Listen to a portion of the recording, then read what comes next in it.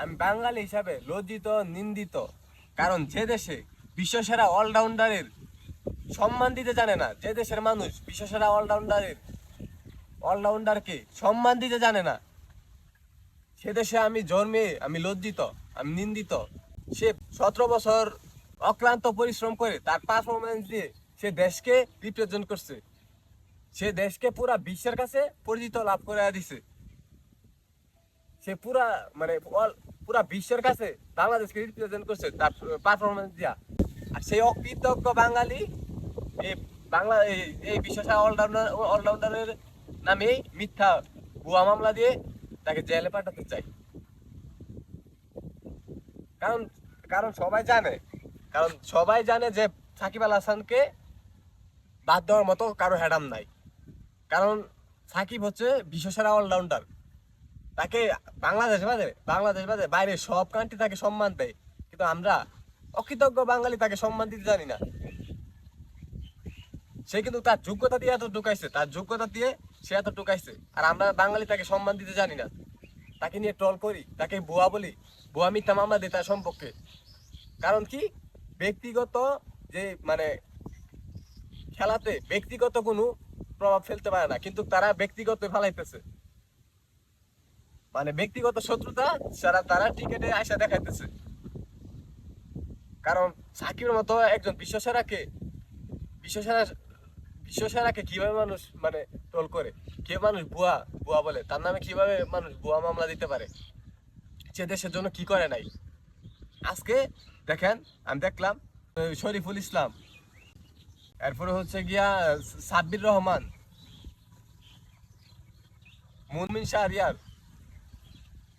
আরো অনেকে আছে তার পাশে দাঁড়াইছে। রুবেল হুসাইন তার পাশে দাঁড়াইতেছে। সাব্বির রহমান দেখলাম একটা পোস্ট করলো যে মানে যাই কিছু হয়ে যাক না কেন, সমস্ত ক্রিকেটার তোমার পাশে আছে, তোমাকে সাপোর্ট দিবে। আর আমরা কি বলবো, আমরা বাঙালি হিসাবে খুবই নন্দিত, লজ্জিত। সে 17 বছর অলরাউন্ডারের র্যাঙ্কিংয়ে 1 নম্বরে ছিল। 17 বছর, এক যুগেরও বেশি। কই আরো তো বাংলাদেশে কই একটা না ওপেনার আছে বিশ্বসেরা বলে, ওপেনার কই, সে তো 10 ওপেনারদের র্যাঙ্কিং এ 10 নম্বরের ভিতরে আসতে পারে নাই। কত বছর, 15-16 বছর খেলছে, কই তাকে নিয়ে তো কেউ টুল করে না। সে দেশের জন্য এত কিছু করছে, তাকে নিয়ে মানুষ টুল করতেছে, তার নামে মানুষ মিথ্যে মামলা দিতেছে, ভুয়া বলে। তাকে কিভাবে ভুয়া বলে? আমরা অকৃতজ্ঞ, নিজে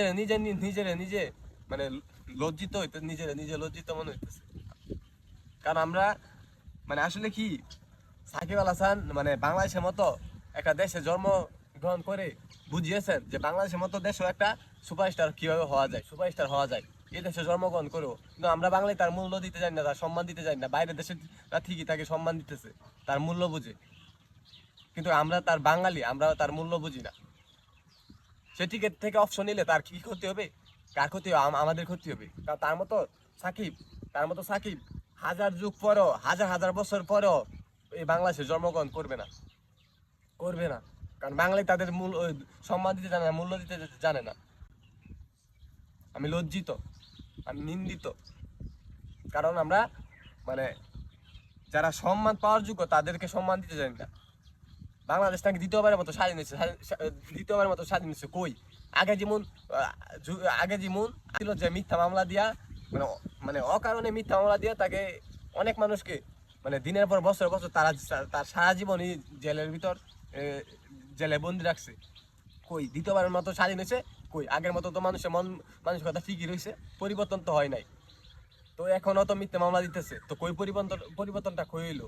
আগে যেমন মিথ্যা মামলা দিয়ে তাকে জেলে ঢুকানো গেছে, এখনো তো স্বাধীন হওয়ার পরও যে মিথ্যা মামলা দিয়ে জেলে ঢুকানো সম্ভব, ঢুকাইতেছে। যেমন সাকিব আল হাসানের সম্পর্কে মিথ্যা মামলা দিছে। তো আমরা স্বাধীন হয়েও আমরা কি লাভ হইলো? এরকম স্বাধীন 10 বার হইলেও কোনো লাভ নাই। এরকম স্বাধীন আমরা চাই না এমন স্বাধীন। যোগ্য মানুষকে যেখানে যে দেশ সম্মান দিতে পারে না, সে দেশে জন্মগ্রহণ করে আমি লজ্জিত, নিন্দিত। কারণ আমরা যোগ্য মানুষকে সম্মান দিতে জানি না। আমরা বাঙালি, অকৃতজ্ঞ বাঙালি। কি কমু?